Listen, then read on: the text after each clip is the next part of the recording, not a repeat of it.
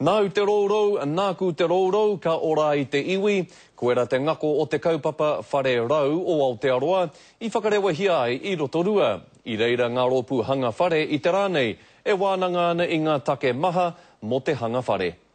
A vina tia mai ngā hapoke, ngā kui.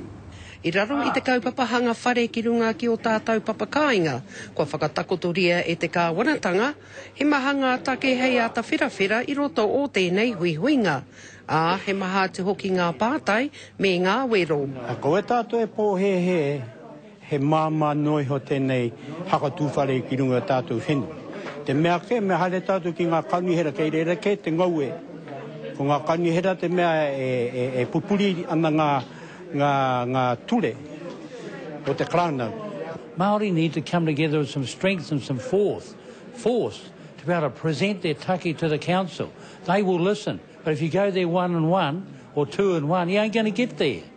I raro I ngā ture utu mōkete, kei reira anō he taiepa, hei aukati I te maha. I tēnei wā anō, ko e rāna ke ka whai pūtea āwhina mai I ngā pēke, rā ko te hunga e whai mahi ana. Hoi anō I roto ngā kōrero o tēnei hui, tērā pēa ka ki te anō ai he huarahi atu ke. He āhua pēke tērā, ne, o te ao. Mēnaka, kore mahi ana koe, kore taia koe te mau atu I tēnei pūtea. Konei te pūtaki o te whānau ora.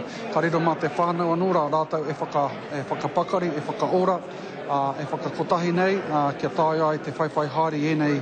I think the program has got some good initiatives. I think the local body minister, Rodney Hyde, has to get some teeth in behind this to actually tell the councils what they have to do, not think about it. Ka haere tonu tēnei huihuinga, tai noa ki te Wenerei. Ko Hinerangi Goodman, mō te karere.